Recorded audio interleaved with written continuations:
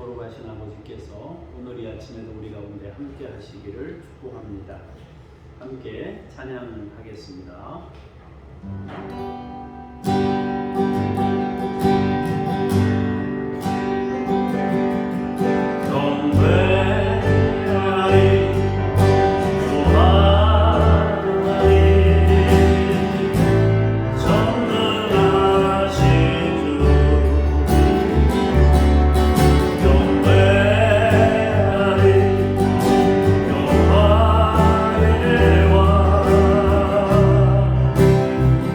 주를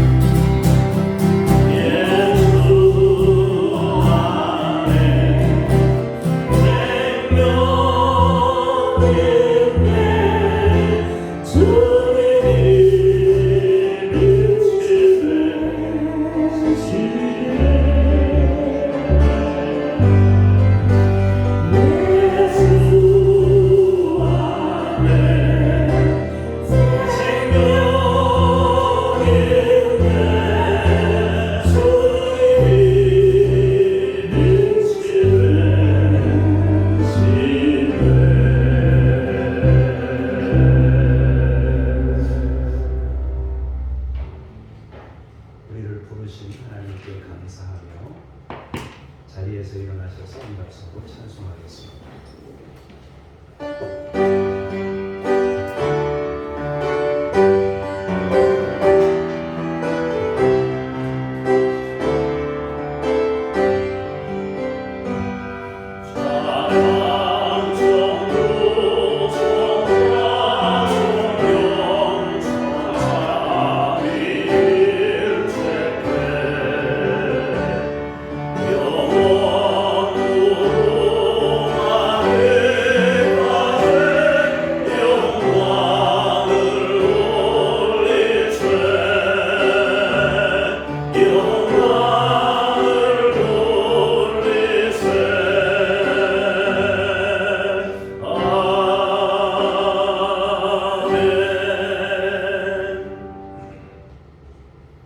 내가 무엇을 가지고 여호와 앞에 나아가며 높으신 하나님께 경배할까? 사람아, 주께서 선한 것이 무엇임을 내게 보이셨나니 여호와께서 내게 구하시는 것은 오직 정의를 행하며 인자를 사랑하며 겸손하게 내 하나님과 함께 행하는 것이 아니냐. 하나님 아버지, 하나님이 우리에게 구하시는 것이 정직한 삶이며 하나님과 함께 동행하는 삶이라고 말씀하십니다. 주여, 우리가 우리의 삶을 가지고 주 앞에 왔사오니 우리의 삶을 받아주시고 고칠 것은 고치시고 바꾸실 것은 바꾸시며 하나님의 영으로 충만케 하사 우리를 거룩한 사람들로 세우시옵소서. 주 예수 그리스도 이름으로 기도합니다. 아멘.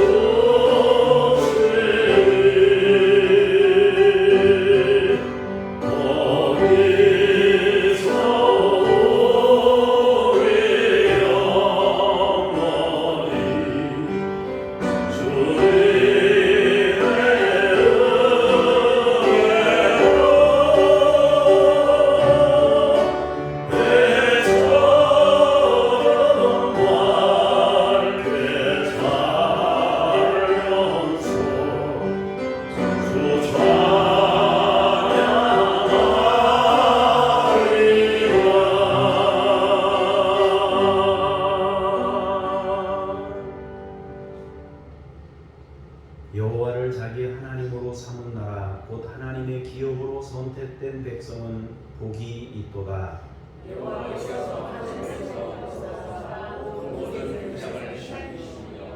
곧 그가 거하시는 곳에서 세상의 모든 거민들을 굽어 살피시는도다. 그들은 마음을 지으시며 그들에게 하는 많은 군대로 구원 얻은 왕이 없으며 용사가 힘이 세어도 스스로 구원하지 못하는도다. 우리 영혼이 여호와를 바라며 그는 우리의 구원과 함께하리로다. 우리 마음이 그를 즐거워하며 우리가 그의 성물을 의지하였기 때문이로다. 여호와여, 우리가 주께 바라는 대로 주의 인자심을 우리에게 주소서.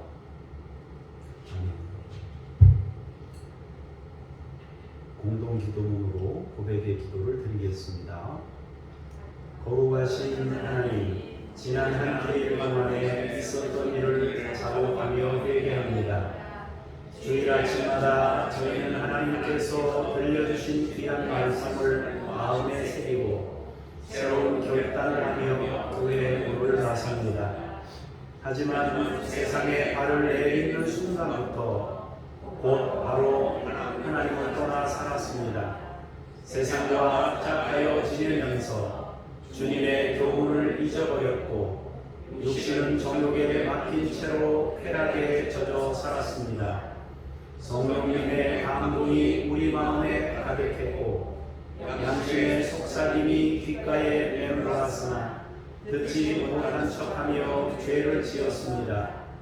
나를 향하신 하나님의 뜻이 무엇인지 잘 알면서도 요나처럼 사명의 길과 반대쪽으로 다름질했습니다. 오 주여, 이 모든 죄를 회개하오니 용서해 주옵소서. 예수님의 이름으로 이 고백의 기도를 드립니다. 아멘. 여러분과 하나님만 아시는 죄에 대해 잠시 침묵으로 기도합니다.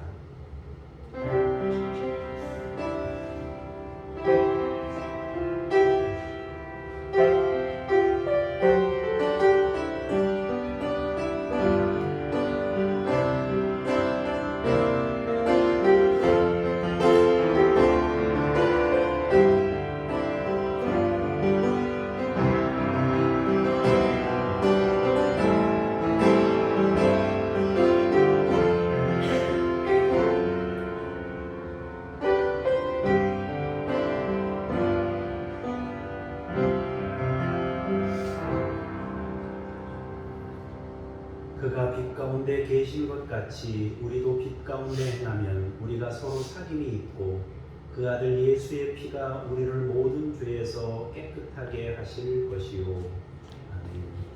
신앙 고백 드립니다. 나는 전능하신 아버지 하나님 천지의 창조주를 믿습니다. 나는 그의 유일하신 아들 우리 주 예수 그리스도를 믿습니다. 그는 성령으로 잉태되어 동정녀 마리아에게서 나시고 본디오 빌라도에게 고난을 받아 십자가에 못 박혀 죽으시고 장사된 지 사흘 만에 죽은 자 가운데서 다시 살아나셨으며 하늘에 오르시어 전능하신 아버지 하나님 우편에 앉아 계시다가 거기로부터 살아있는 자와 죽은 자를 심판하러 오십니다. 나는 성령을 믿으며 거룩한 공교회와 성도의 교제와 죄를 용서받는 것과 몸의 부활과 영생을 믿습니다. 아멘. 자리에 앉으셔서 제가 잠깐 기도하겠습니다. 사랑과 은혜가 충만하신 하나님, 복 주시기 위하여 만세전부터 거룩하게 구별하신 주일 아침에 저희를 성전으로 부르셔서 찬양과 경배를 드리게 하시니 감사합니다.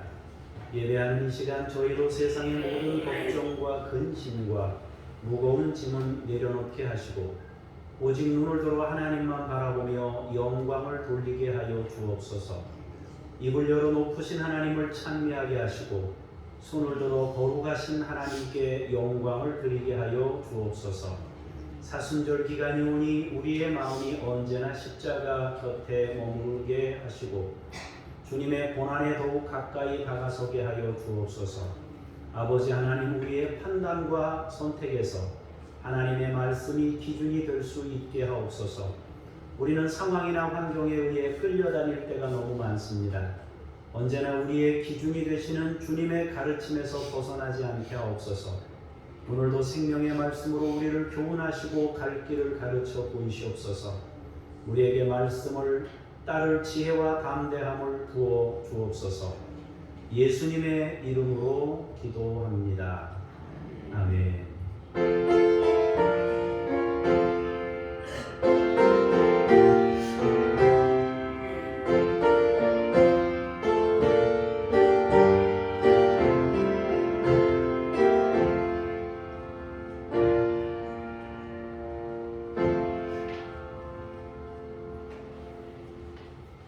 영원히 자비하신 하나님을 찬송하면서 말씀의 자리로 나아가겠습니다.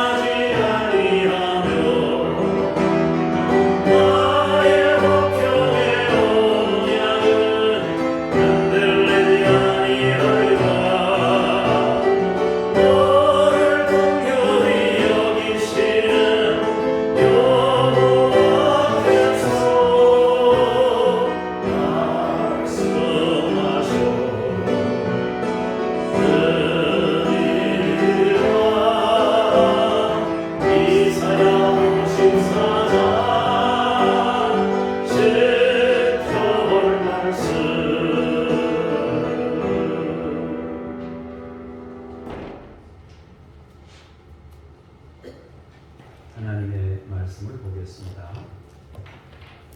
제가 주보에 뭔가 잘못 올린 것 같습니다. 사무엘상 22장 1절에서 4절까지 먼저 우리 김미란 권사님께서 공부하시겠습니다. 사무엘상 22장 1절에서 4절입니다.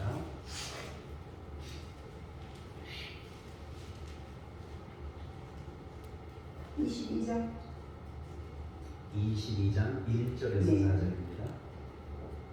다윗이 아비아달에게 이르되 그날에 에돔 사람 도윗이 거기 있기로 그가 반드시 사울에게 말씀할 줄 내가 알아. 사무엘상 22장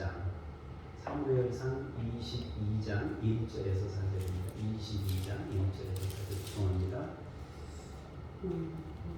죄송합니다.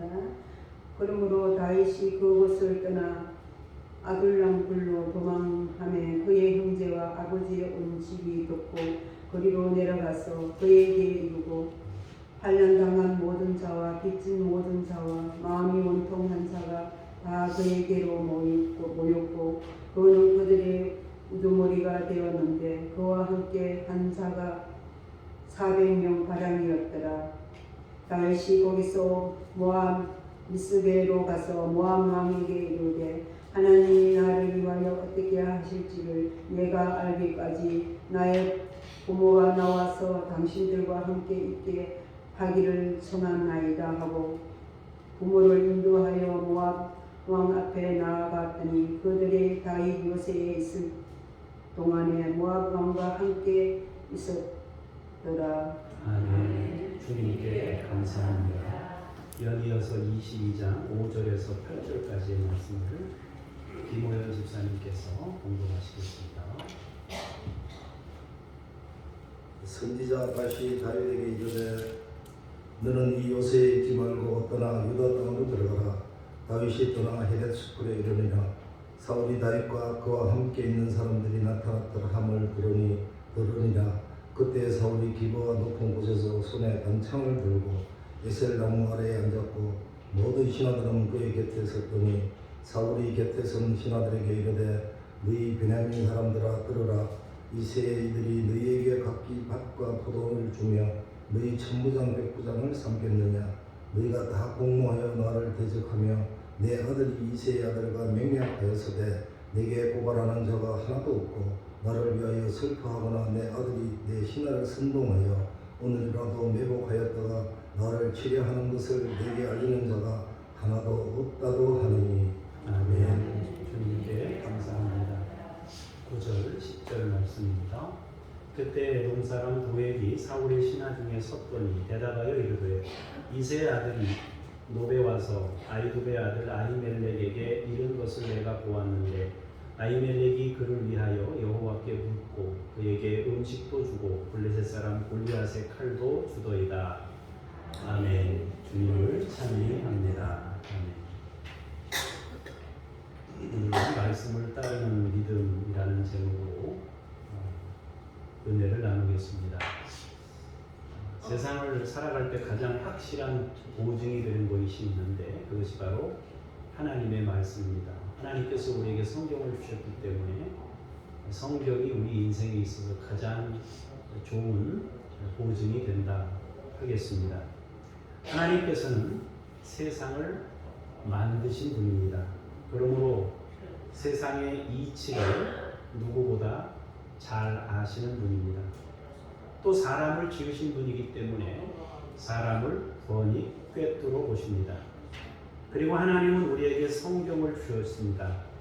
설계도 내지는 지침서를 우리에게 주신 것입니다. 우리의 인생의 나침판, 가장 확실한 나침판이 있다면 그것은 바로 우리 손에 있는 성경일 겁니다. 우리가 말씀과 친해질수록 우리 인생에서 시행착오를 그만큼 줄일 수 있습니다. 여러분 모두 말씀과 가까워질 수 있기를 바라고 말씀이 여러분의 인생을 안내하도록 말씀과 가까워지는 여러분 될 수 있기를 축복합니다. 오늘 본문은 다윗이 새로운 전환을 맞게 된다는 이야기입니다. 다윗은 오늘 전환 말고 이전에 다윗에게는 두 번의 전환이 있었습니다. 첫 번째로는 골리앗과의 전투에서 전환을 맞았습니다. 그는 시골에서 양을 치던 사람이었는데 골리앗과의 전투를 통해서 이스라엘의 영웅이 됩니다. 그렇게 다윗은 한동안 모든 사람들에게 주목을 받게 됩니다.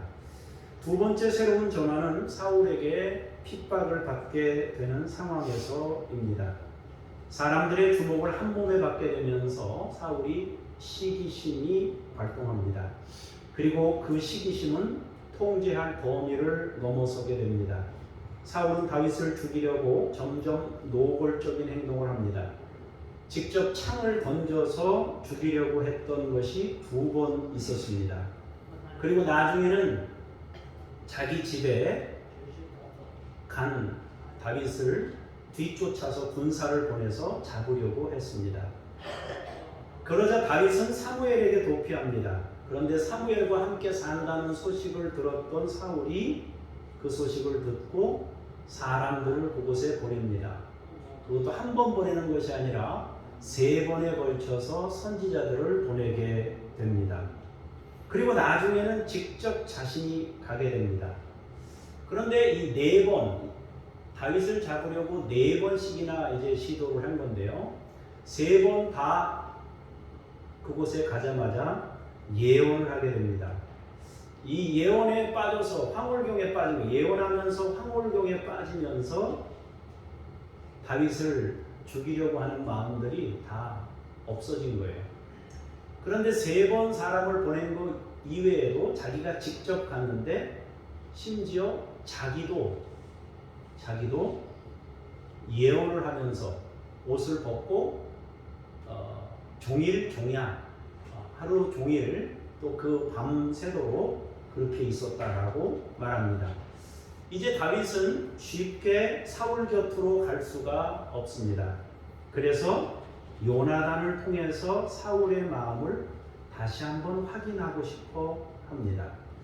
아무래도 보냈던 사람이 세 번 다 예언을 했어요. 그리고 사울 자신도 벌거벗고 벌거벗은 게 아니고 상의를 벗고 예언을 했습니다. 그렇기 때문에 이 체험이 그래도 변화를 좀 이루지 않았을까 하는 약간의 기대감이 다윗에게 있는 거죠. 그래도 또 안전을 위해서 요나단을 통해 확인하는 거죠. 혹시나 이 예언하면서 황홀경에 빠졌던 경험이 변화를 주지 않았을까 하는 이런 마음을 가지고 하기를 부탁합니다. 그러나 사울은 역시 다윗에게 적대감을 가지고 있었습니다. 이제 다윗은 결단해야 합니다.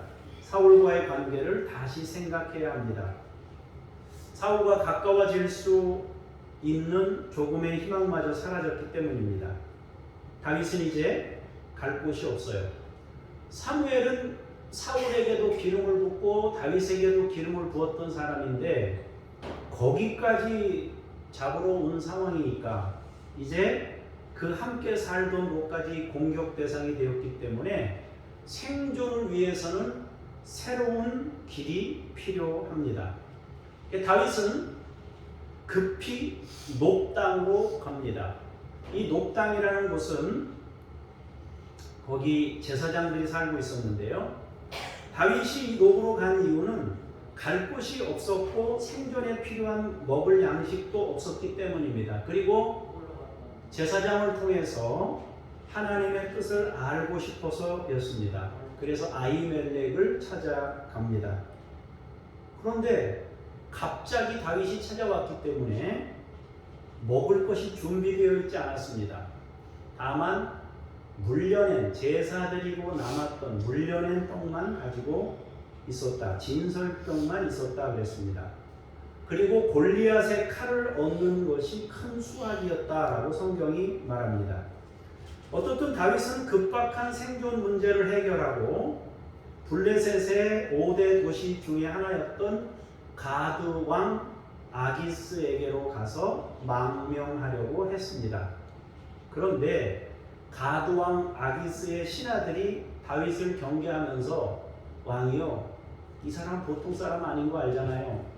사울은 천천히고 다윗은 만만이라 하던 사람인데 이 사람 우리가 그냥 막 받으면 안 됩니다. 그러니까 다윗이 다급한 나머지 침을 흘리면서 벽에다가 자기의 몸을 긁으면서 미친 척하면서 그 위기를 모면했습니다.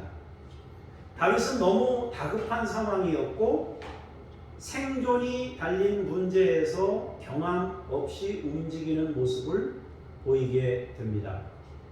목숨이 경각간에 있기 때문에 움직이는 게 신중하게 생각하고 한 번 더 돌아보고 그럴 경황이 없어요. 그냥 목숨을 부지하기 위해서 즉흥적으로 빨리빨리 움직일 수밖에 없는 환경이었습니다. 그래서 블레셋 땅으로 갔고 거기서 너무 큰 경험을 하게 된 겁니다. 미친 짓을 하면서 위기를 모면하는 정말 처참한 상황까지 내몰렸던 겁니다. 사울을 피해서 블레셋 땅으로 갔는데 거기서도 자기의 생존 문제를 해결할 수 없다는 것을 알게 된 거죠. 이제 하나님께서는 다윗에게 새로운 전환을 요구하시고 있어요. 지금까지와는 또 다른 어떤 다른 삶을 하나님이 요구하고 있다는 거죠. 첫 번째로는 시골 청년에서 이스라엘의 영웅이 되었었습니다. 그러나 사람들에게 주목받는 사람이 되면서 핍박도 받고 도망자 신세가 되면서 이제 또 다른 이런 두 번의 인생의 전환점이 있었던 거죠. 그런데 이제 핍박의 상황과 주목받는 상황에서 새로운 삶으로의 전환이 필요했습니다. 하나님께서 자기에게 왜 이런 상황을 주셨는지 듣는 거예요. 그리고 자신에게 주어진 삶을 어떻게 헤쳐나가야 하는지를 정립해야 했다 하는 것입니다. 닥친 일을 그냥 즉흥적으로 막 해결하면서 막 나가다 보니까 내가 뭐 하는 사람인지도 모른 채 그냥 목숨 부지하기 위해서 그렇게 다닌 거예요. 그런데 이제는 내가 이렇게 살면 안 되겠다. 뭔가 새로운 선택을 하지 않으면 안 되겠다 하는 그 타이밍이 왔다는 거죠. 다윗은 아버지 심부름으로 전쟁터에 나갔다 영웅이 됐어요. 영웅이 되자마자 주목을 받다가 사울의 대적이 되고 도망자 신세가 됐습니다. 이건 일부러 자신이 만든 일이 아니에요. 어느 날 갔는데 골리앗이 나타났기 때문에 그 불타는 열정으로 골리앗을 상대한 것이잖아요. 그리고 자기가 원하지 않는 상황에서 미움을 사게 된 것이고요.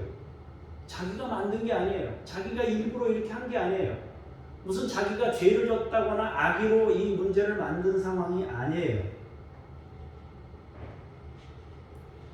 그렇기 때문에 여기에는 하나님의 뜻이 있고 하나님의 섭리가 있는 거죠. 이제 이런 상황에서 자기는 어떤 인생을 어떻게 살아야 하는지를 바르게 재정립해야 했다 하는 것입니다. 그것이 이제 오늘 본문에 나와 있는 내용이다 하겠습니다. 자, 첫 번째 전화는 시골 청년이 영웅이 됐습니다. 두 번째 전화는 사람들로부터 주목받는 자리에 있게 되면서 핍박을 받았습니다. 정신없이 도망다니다 보니까 내가 뭐하는 사람일까에 대한 고민이 생긴 거예요. 그러면서 이제 제3의 전환을 맡게 되었다 하는 것입니다. 자, 그 전환이 뭐냐? 22장 1절 2절의 내용을 보면은 다윗이 그곳을 떠나 아둘람 굴로 도망했다 그랬습니다. 그리고 아둘람 굴에 도망하니까 형제와 아버지의 원집이 듣고 그리로 내려가서 그에게 이르렀고 환난당한 모든 자, 빚진 모든 자, 마음이 원통한 자가 다 그리로 모였다. 거기서 우두머리가 됐다라고 말합니다. 그리고 그와 함께한 사람이 몇 명이 됐다 그랬어요? 400명 가량이 되었다. 자, 다윗은 가드왕 앞에서 미친 척하면서 겨우 빠져나왔습니다. 그리고 그곳을 떠나 아둘람 굴로 도망했습니다. 이 아둘람 굴은 어디냐 하면은요, 이스라엘과 블레셋의 경계쯤 됩니다. 우리식으로 얘기하자면은 원덕 지나서 울진 가기 전에 그 굴 하나 있습니다. 그쯤 되는 거예요. 그러니까 몸을 피하긴 피하는데 블레셋에서도 맨 끝에, 이스라엘에서도 맨 끝에 피차간에 손이 미치지 않는 그런 경계선쯤 되는 그런 지형이, 굴이 있는 지형으로 도피하게 된 겁니다. 이스라엘의 가장 변방이고 블레셋에서도 가장 변방입니다.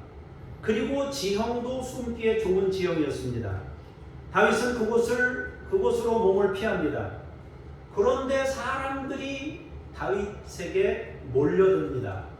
자, 두 종류의 사람이 몰려들었어요. 첫 번째로는 어떤 사람이 몰려들었습니까? 가족들이 찾아왔어요. 두 번째로는 환난당한 사람들, 빚진 사람들, 마음이 원통한 사람들이 모여들었다고 했습니다. 이 사람들이 모두 400명 정도 됐다 그랬습니다. 다윗은 거기서 리더가 되었다 그랬습니다. 그들의 우두머리가 된 겁니다. 자, 이것은 몇 가지 의미를 가지고 있습니다. 첫 번째로 가족들이 합류했다 그랬습니다. 이것은 사울이 다윗을 잡기 위해 가족들을 감시하거나 위협했거나 어쨌든 가족들이 불안을 느낄 만한 어떤 행동들을 사울이 했다는 것을 말하는 거죠. 그래서 다윗의 가족들이 다윗에게 합류를 한 겁니다. 두 번째로 세 종류의 사람들이 몰려들었다고 했는데요. 환난당한 사람, 빚진 사람, 마음이 원통한 사람 그랬습니다. 이것을 우리가 이해할 때 아마도 왕의 잘못된 통치로 인해 피해를 입은 사람들이었을 겁니다. 권력자가 합리적이지 못하고 이성적인 판단을 내리지 못하면 주변에 있는 사람들이 고통을 당하게 됩니다. 명령을 따르자니 따를 수가 없고 명령을 거절하자니 죽는 것이고, 그러니까 굉장히 애매한 거죠. 일례로 오늘 본문 뒤에 나오는 제사장들을 죽이라 했을 때 어떻게 그걸 수행하겠어요? 자기 수하의 신하들이 할 수가 없을 거 아니에요? 그래서 성경이 말하는 환난당한 사람, 빚진 사람, 마음이 원통한 사람이라는 것은 거의가 정치적인 죄인들일 겁니다. 사울에게 정치적으로, 경제적으로, 영적으로 고통받던 사람들이 다윗을 찾아온 겁니다. 이들은 사울의 리더십이 감당되지 않아서 피한 사람들입니다. 그리고 그들이 다윗을 찾아온 것은 자기들과 동일한 운명에 처한 상황이었기 때문입니다. 다윗이 잘못해서 쫓기는 삶을 살지 않는다는 것은 다 알아요. 지금 다윗이 도망다니는 상황을 알고 있는 거예요. 그러니까 자기들도 위험한 상황이 됐을 때 우리도 똑같은 입장이 될 수 있겠구나 생각이 드는 거죠. 그러니까 당연히 다윗을 찾아오게 됐다 하는 것입니다. 그들은 모두 자연스럽게 다윗에게 한편이 됩니다. 누가 뭐라고 할 것도 없이 그냥 서로 하나가 된 겁니다. 이들은 다윗이 왕권을 집행하는 내내 곁을 지키던 사람들입니다. 성경 앞으로 계속 나올 때마다 이 400명, 이 600명은 이 사람들은 항상 다윗과 함께 했습니다.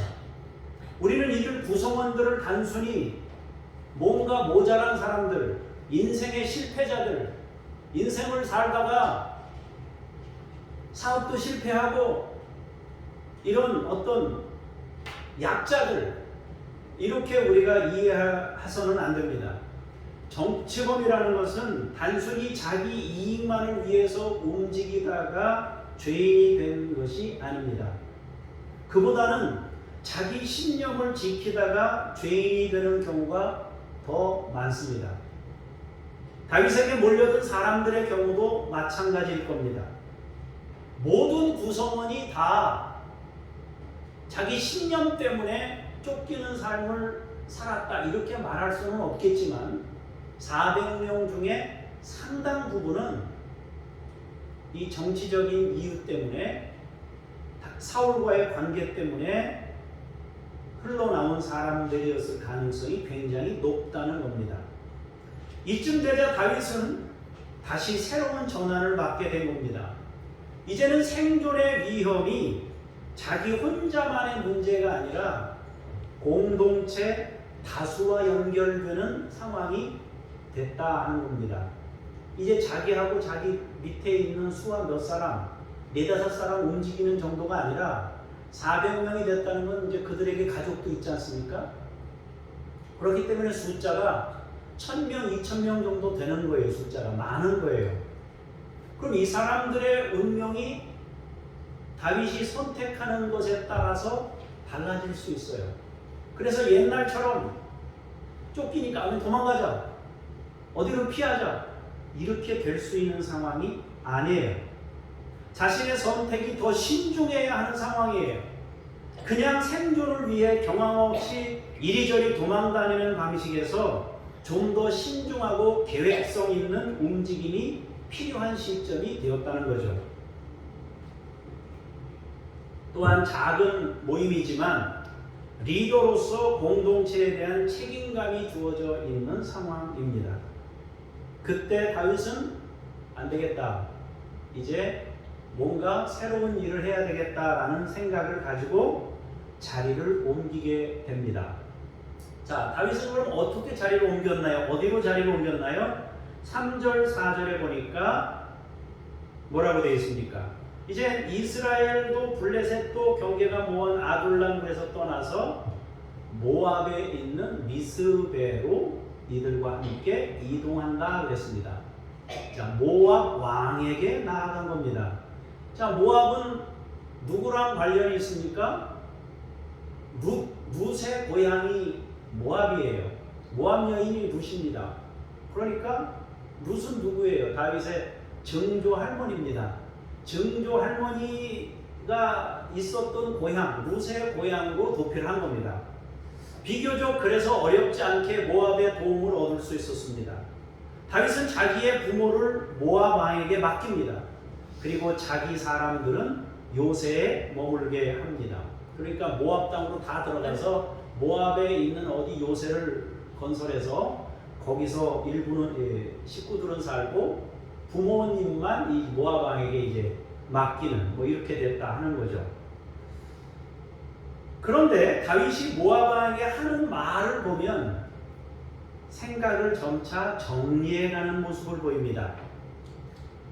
하나님이 나를 위해서 어떻게 하실지를 내가 알기까지, 내가 이제 어떤 일을 어떻게 해야 될지, 앞으로 내가 어떻게 살아가야 할지를 알기까지, 하나님의 음성을 제대로 들어서 내가 어떤 삶을 살아야 될지를 알기까지 우리 부모님을 부탁합니다 하고 맡긴 거예요. 앞으로 자신이 어떻게 살아가야 할 것인지를 고민하는 시간을 보내게 됐다는 거죠. 다윗은 서서히 자신의 인생을 해석하는 과정으로 나아가게 되었다 하는 것입니다.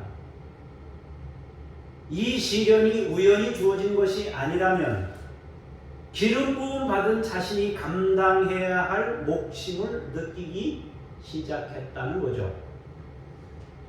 소년이었을 때 그 불타는 열정, 하나님과 함께하던 그 열정, 골리앗이 나타나서 하나님의 영광을 가릴 때 그 불타는 열정으로 나가서 싸웠어요. 그러다가 힘든 상황을 만난 거 아니에요?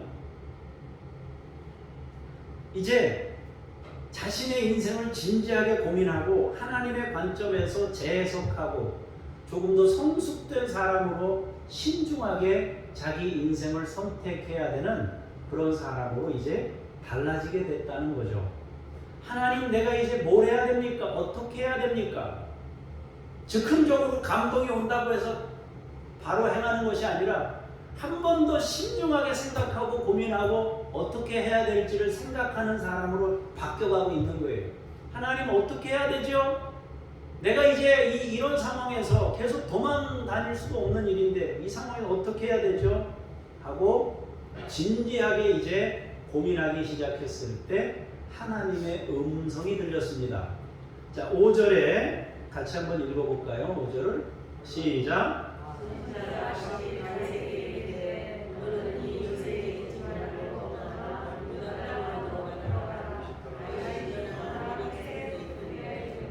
네, 바로 그때 하나님의 사람 갓 선지자를 하나님이 다윗에게 보냈습니다. 뭐라고 말씀하셨습니까? 너는 이 모압 땅에 있는 이 요새에 있지 마라. 유다 땅으로 돌아가라 그랬습니다. 다윗은 사울을 피해서 블레셋으로도 갔었어요. 모압 땅에도 갔어요. 하나님의 뜻이 뭔가 하고 모압 땅에 가서 기다렸어요. 그런데 하나님께서는 선지자를 통해서 유다 땅으로 들어가라 라는 음성을 듣게 된 겁니다. 이제부터 다윗은 무작정 도망다니는 삶이 아니라 하나님의 음성을 듣고 어떤 대처를 해야 하는지를 결정하게 되는 삶으로 전환하게 됩니다. 다시 말하면 전적으로 하나님과 함께 사는 생활로 삶을 전환하는 것입니다. 물론 지금까지도 하나님과 함께 살았습니다. 그러나 경황 없이 이리저리 도망하는 삶이 아니라 당당하게 자신에게 주어진 삶을 맞서는 태도가 필요했다라는 겁니다. 그리고 그 과정에서 하나님의 음성을 지속적으로 듣고 움직이는 지혜가 필요한 거죠. 그렇다면 우리는 여기서 한 가지 또 질문해야 됩니다. 하나님께서 왜 다윗에게 이런 말씀을 하셨는가? 왜 이스라엘 땅으로 들어가라고 하셨는가 하는 거죠. 하나님은 다윗 지금 사울이 죽이려고 하는데 거기 그 땅에 다시 들어가라는 얘기 아니에요, 그죠? 하나님이 등 떠밀어서 거기로 미는 거예요. 너 거기 가야 된다 하고 등 떠밀어 밀었습니다. 가서 죽으라고 이런 말씀을 하신 건 아닐 텐데 그리 가라 그러니까. 하나님의 음성은 선지자를 통해 분명히 들려주신 거예요. 그러니까 이제 다윗은 하나님의 말씀에 순종해야 돼요. 그런데 현실적으로는 굉장히 힘든 겁니다. 여기에는 분명한 이유가 있을 것이죠.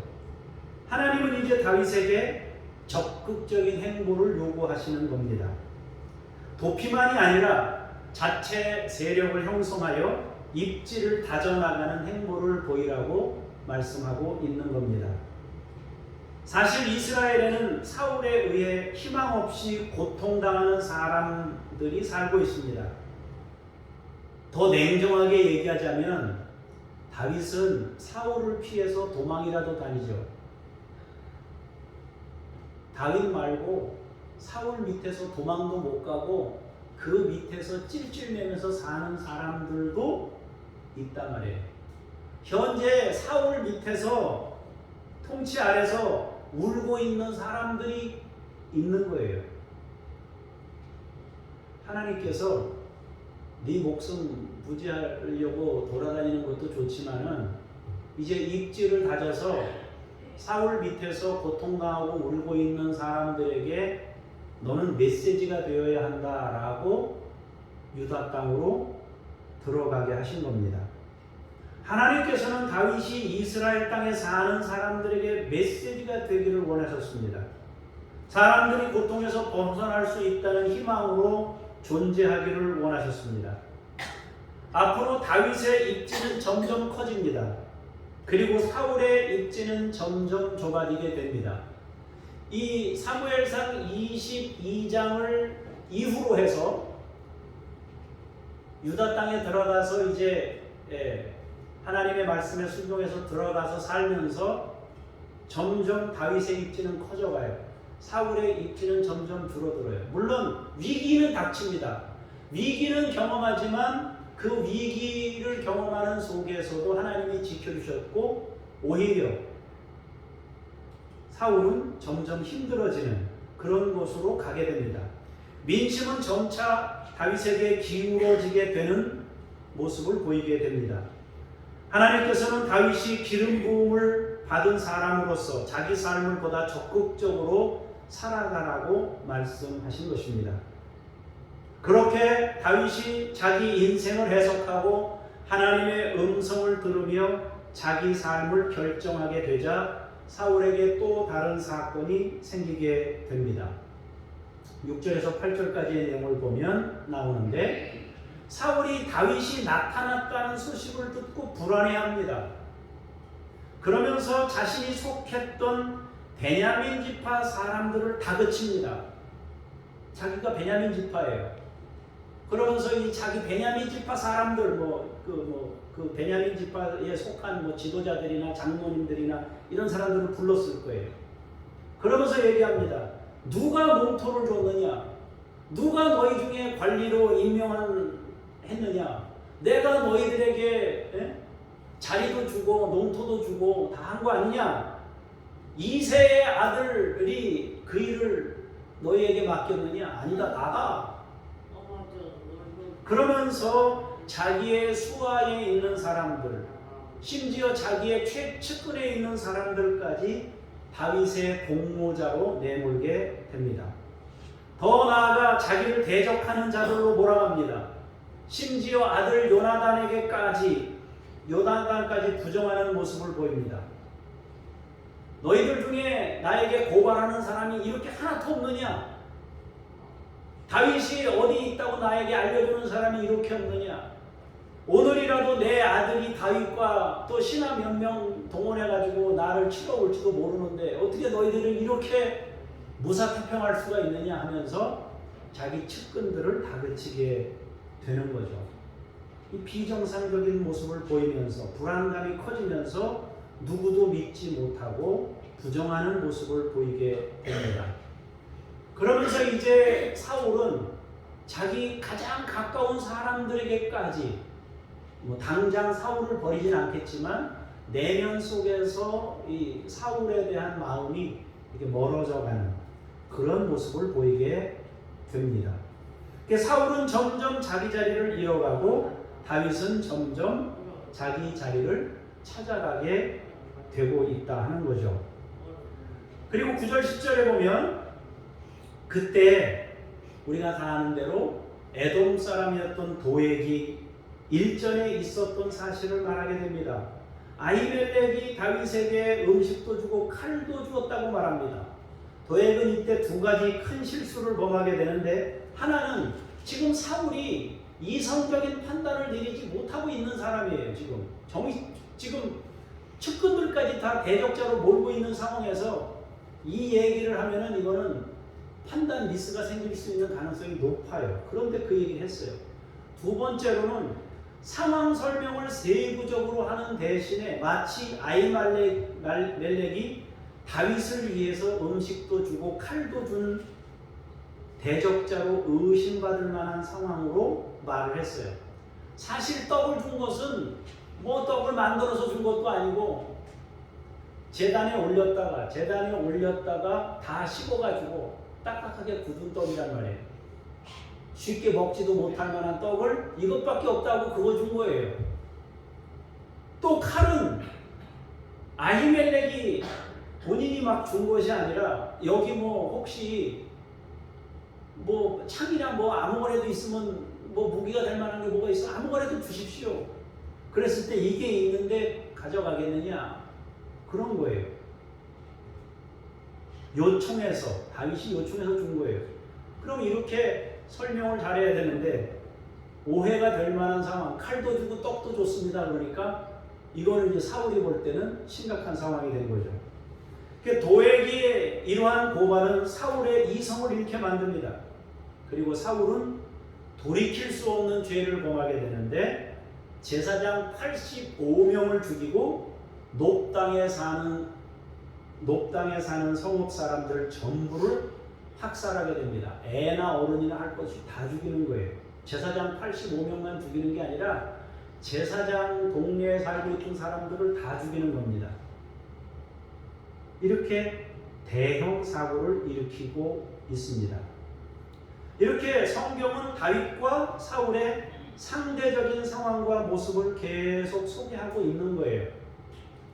이제 점차 이 시소로 보자면은 이렇게 기울고 있던 시소가 점차 다윗이 이렇게 올라가고 사울을 이렇게 기울게 되는 그 일을 위해서 하나님께서 유다 땅으로 돌아가라 말씀하셨고 다윗은 거기에 순종해서 그렇게 한 거죠.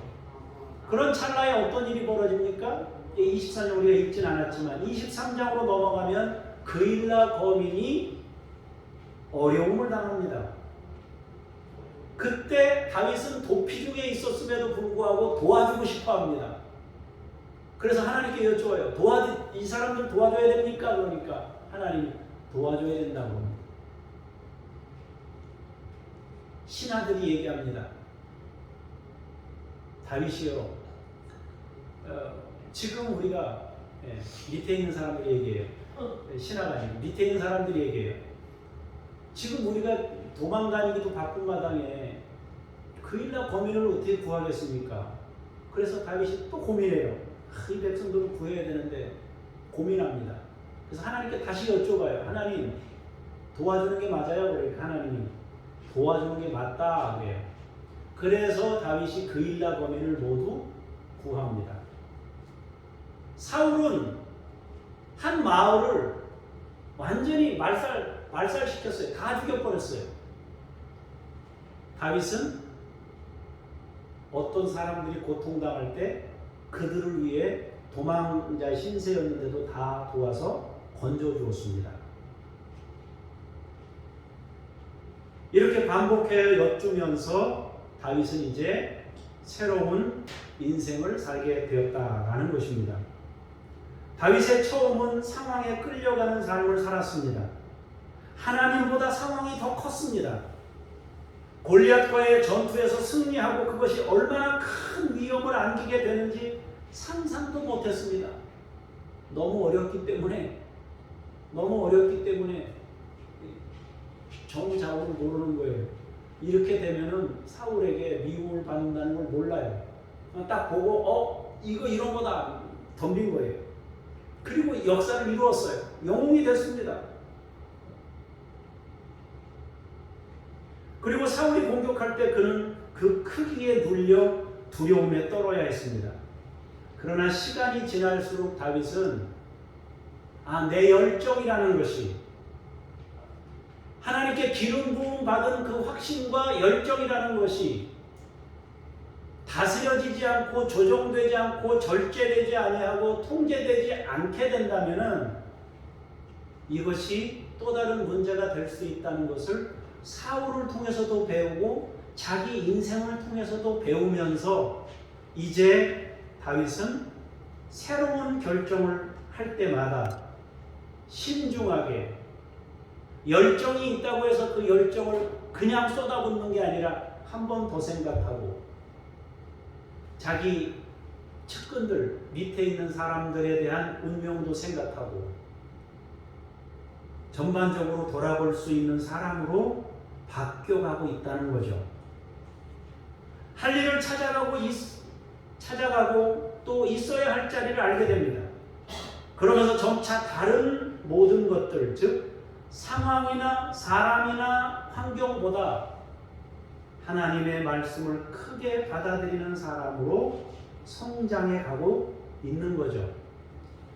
말씀을 따르는 사람으로 전환되어 믿음의 길을 걷게 되었다 하는 것입니다.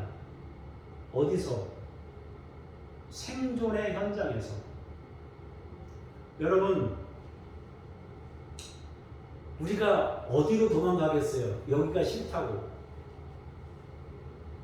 장호 땅이 힘겹다고 어디를 더 가겠냐고요.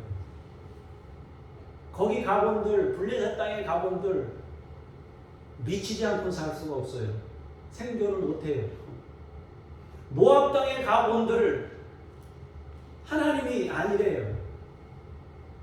유다 땅으로 가래요. 거기서 부딪히래요. 거기서 하나님의 음성을 들으며 살아가래요. 맞서래요. 그러나 감정적으로 맞서는 게 아니에요. 내가 그냥 욱한다고 해서 불쑥 어떤 일을 저지르는 게 아니에요. 다윗에게 유다 땅은 굉장히 힘든 곳이에요. 굉장히 어려운 곳이에요. 그런데 하나님은 거기서 버팅기면서 그 상황 속에서 하나님의 음성을 들으며 살기를 원하셨어요. 그러면서 왕으로서 하나님의 사명자로서 하나님이 세워가시고 자기도 그 일을 찾아가고 있는 중에 있다는 거죠. 사랑하는 성도 여러분, 여러분들이 말씀을 보고 사는 분들이 되어야 합니다. 우리가 어떤 일을 겪을 때 처음에는 그 일들이 너무 크게 느껴져서 하나님을 생각할 경황이 없이 내가 맞닥뜨리는 그 상황, 그것과 씨름하느라고 정신이 없어요. 그냥 그 상황에 매몰되어서 그거 벗어나고 싶은 마음, 그것만 생각하게 됩니다. 그러나 냉정을 되찾고 하나님께 가면 하나님께서 참된 길을 알려주셔요. 그것을 극복하게 하시고 이기게 하시고 맞서게 하시고 그 바람을 마주하게 하시고 그렇게 만들어 주시는 겁니다. 우리가 하나님 말씀 앞에 다시 선다면은 내가 할 일이 보일 거예요. 그분이 크게 보이면서 다른 문제들이 해결될 수 있다는 믿음이 생길 겁니다. 우리는 말씀의 사람이 되어야 됩니다. 위에서 말씀드린 대로 하나님이 창조주입니다. 하나님은 세상을 설계하신 분이에요. 하나님은 우리를 너무나 잘 아셔요. 사람의 마음도 아셔요. 심장과 피부를 살피시는 분이에요. 우리 인생에서 가장 확실한 나침반은 하나님의 말씀입니다. 작게는 이 말씀은 가정에서 우리가 적용할 수 있어요. 또 조금 벗어나면 직장에서 우리가 마주할 수 있어요. 직장에 사장님이 계셔요. 사장님이 너무 힘들어요. 어떻게 할까? 도망갈까? 어떻게 하는 게 맞을까? 그분에게 다시 한번 질문하고 그분이 말씀하시는 게 뭔지에 대해서 고민해 봐야 됩니다. 그럴 때 의외로 쉽게 해결책이 보일 수 있어요. 도피는 쉬운 방법이에요.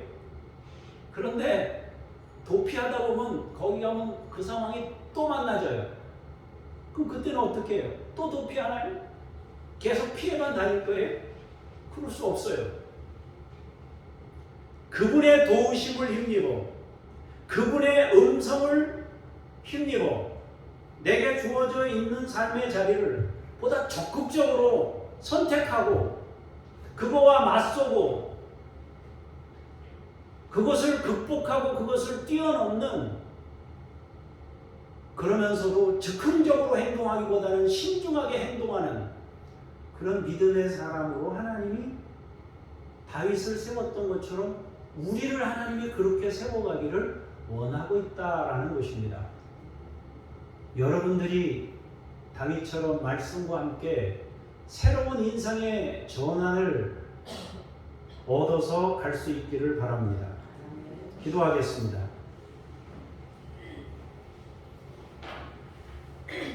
아버지 하나님,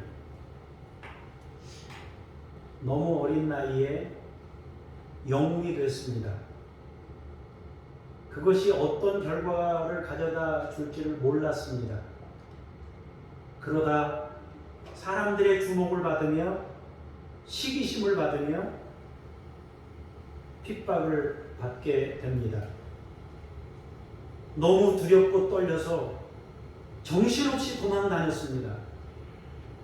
그러나 하나님께 기름 부음 받은 사람이고 하나님에 의해서, 내가 잘못한 것이 아니라 하나님에 의해서 주어진 삶인데 정신을 차리고 나니 내가 해야 할 일이 무엇인지 하나님께 질문하기 시작했습니다. 그리고 하나님께 질문했을 때 하나님이 유다 땅으로 들어가라고 말씀하셨습니다. 아버지요, 말씀을 따르는 믿음을 우리도 갖기를 원합니다. 피해 다니는 인생이 아니라 적극적으로 내 인생을 선택하고 하나님의 음성을 들으며 새롭게 설계하고 그분과 함께 걷는 믿음의 삶을 살 수 있도록 주여 우리 가운데 함께 해주옵소서. 우리가 사명자가 되어 다른 사람에게 신앙적 메시지가 되게 하시고 다른 사람에게 위로가 되고 격려가 되게 하시며 내가 있는 삶의 자리를 적극적으로 바꿀 수 있는 하나님의 사람들이 되도록 우리를 사용하시옵소서. 주 예수 그리스도 이름으로 기도합니다. 아멘.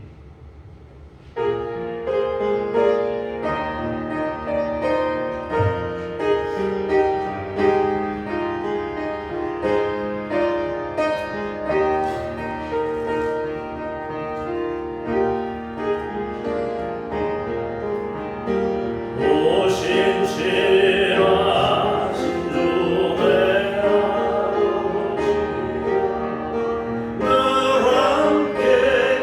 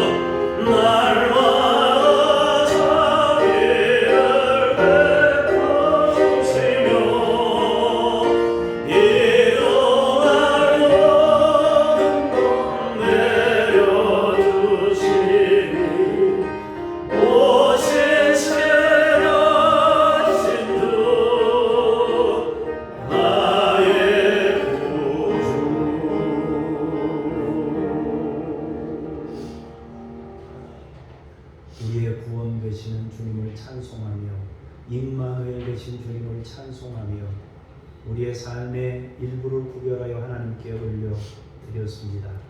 주께서 받으시고 신실하신 아버지께서 변찮는 사랑을 가지고 한결같이 우리를 지키시며 주님 오실 때까지 주님과 함께 걸을 수 있도록 능력으로 함께 하옵소서. 물질을 다스릴 수 있는 권세를 주시고 또 세상에서 살 때에 아버지 누군가를 섬기고 돕고도 남음이 있도록 풍성한 복으로 우리 성도님들 한 분 한 분을 채우시고 역사하시옵소서. 감사드리며 예수님 이름으로 기도합니다. 아멘. 하늘에 계신 우리 아버지, 아버지의 이름을 거룩하게 하시며 아버지의 나라가 오게 하시며 아버지의 뜻이 하늘에서와 같이 땅에서도 이루어지게 하소서.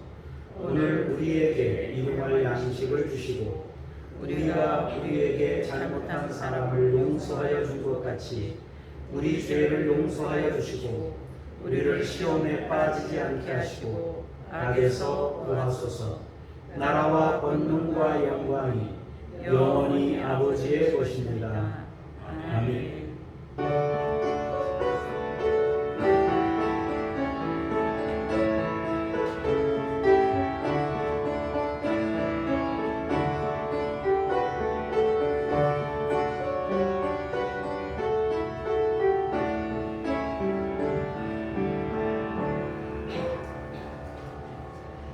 찬양 한 번만 부르겠습니다.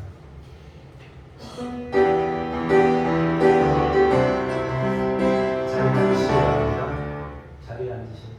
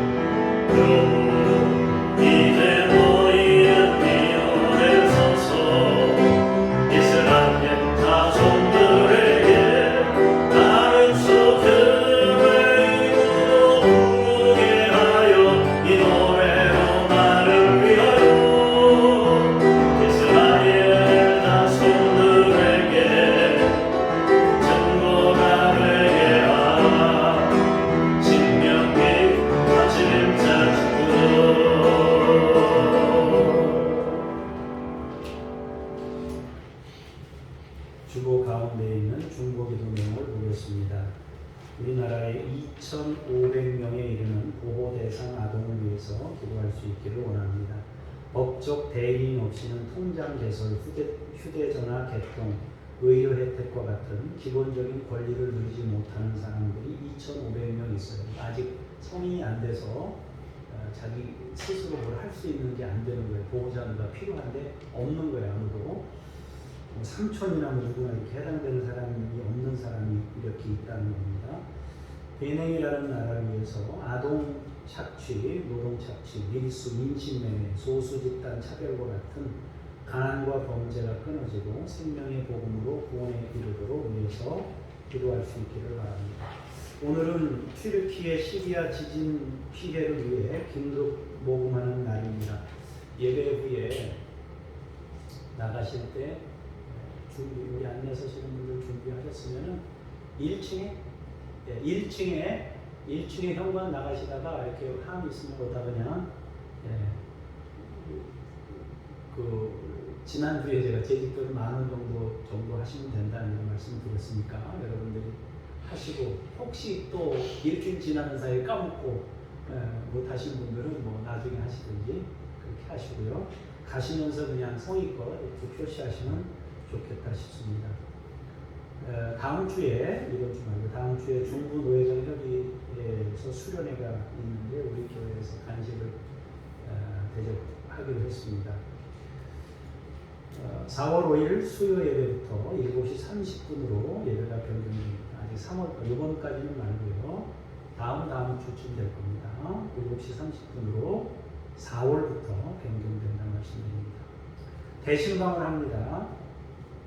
21일 이번 주 화요일에 제가 두 분에게는 미리 연락을 드렸으니까 두 분은 이번 주에 화요일 21일에 저녁에 4시 반부터 하기로 했습니다. 23일은 신당 관람에 있는 식구들을 하겠습니다. 24일은 소망구역, 24일이 금요일입니다. 소망구역 신방합니다. 70 되신 분들 기억하시고요. 31일 다음 주입니다. 31일에 사랑구역 31일에 있습니다. 그 다음에 4월 1일에 토요일입니다. 믿음구역에 4월 1일 토요일 날 하도록 그렇게 하겠습니다. 혹시 뭐 요 날짜나 이런 부분이 조금 본인하고 안 맞으면은 좀 연락을 주고 받으셔서 조금 이렇게 조정하실 수 있으면 해야 되니까요. 그렇게 여러분 혹시라도 급한 상황이 생기면 그렇게 좀 할 수 있길 바라고 요 계획은 이렇게 진행된다는 거 여러분 아시면 되겠습니다. 예, 제가 잠깐 기도하도록 하겠습니다. 하나님 부모들의 마음을 모아 함께 중보기도합니다. 2,500여 명에 이르는 보호 대상 아동을 위해 기도합니다. 이들이 기본적 권리를 누리지 못하고 있는데 제도적 장치나 또 여러 가지 환경을 또 통해서 이들이 자기 선택을 통해서 자기 기본적인 권리를 누릴 수 있도록 하나님께서 도와주시고 환경과 상황 가운데 역사하시옵소서. 하나님 아버지, 베넴이라는 땅에 아동 노동 착취와 밀수와 인신매매와 소수 집단 차별과 같은 가난과 범죄가 끊어지게 하시고 생명의 복음으로 구원에 이룰 수 있게 해 주옵소서. 하나님, 튀르키예와 시리의 지진 피해를 위해 총회가 함께 긴급 모금하여 파송돼서 그들을 섬기려고 합니다. 하나님께서 함께 해주셔서 또 예배 후에 나갈 때 함께 작은 정성을 모아 보낼 수 있도록 주님께서 함께 해주시고 우리가 또 기쁘게 동참하게 하옵소서. 중부 노회장 협의회에 함께 수련회가 있습니다. 건강하게 수련회 잘 마칠 수 있게 하시고 또 교회가 섬길 부분에 있어서 일정 부분 섬길 수 있게 하옵소서. 하나님, 신방을 준비하고 있습니다. 각자 주어진 시간에 기도하는 마음으로 신방을 받으며 함께 가정재단을 쌓을 수 있도록 주께서 인도하시고 역사해 주옵소서. 아브라함은 이동할 때마다 재단을 쌓았습니다. 하나님, 우리도 우리의 가정에 재단을 쌓고 하나님께 영광을 돌리며 우리의 가정들을 교회로 삼는 귀한 역사 있게 하옵소서. 장준혁 북한 어린이들 야가 임마누엘을 주님께서 믿음으로 양육하시옵소서. 김요엘 이웃아저씨 아줌마, 이동식 서명숙 선교사님, 김수현 김명숙 선교사님, 천 애슐리 선교사님에게 함께 하셔서 하나님, 이들의 사역 가운데 놀라운 열매가 맺어지게 하시고 수술을 잘 마친 서명숙 선교사님에게 함께 하셔서 항암 치료를 잘 받고 강건함을 얻고 회복될 수 있도록 주께서 능력으로 함께하여 주시옵소서. 사랑하는 우리 믿음의 식구들을 축복합니다. 하나님 아버지, 예수께서 이미 짊어지신 그 모든 희생을 통하여 이들에게 자유를 주시기를 원합니다. 예수 이름으로 명령하노니 자유함을 얻을지어다. 예수님의 이름으로 명령하노니 모든 고통으로부터 모든 질병으로부터 치유받고 해결함을 얻을지어다. 아버지 하나님, 사랑하는 우리 성도들을 주께서 품어주시고 고치시고 일으키시며 아버지 고통 중에서 해방받을 수 있도록 함께하여 주옵소서.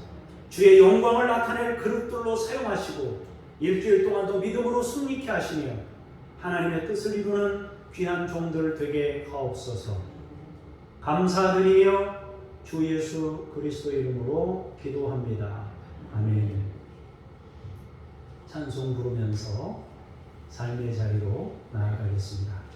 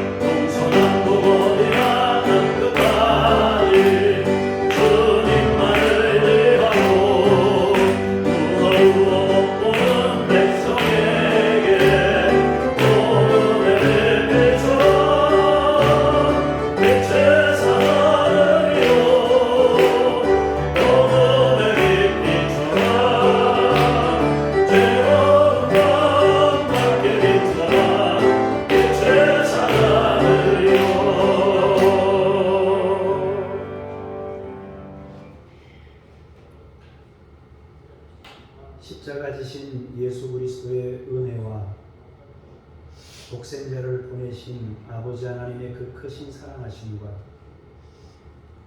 우리 내면에 내주하셔서 생명을 깨닫게 하시고 진리를 알게 하시는 성령님의 역사하심이 오늘 말씀을 통하여 주어진 삶을 보다 적극적으로 신중하게 하나님의 말씀과 함께 설계하고 또 그 삶을 아름답게 살아나가기 위하여 주님과 함께 걷기로 결단하며 돌아가는 하나님의 사람들 머리머리 위에 교회 위에 열방 위에 이제로부터 영원까지 함께 하시기를 간절히 축원하옵나이다.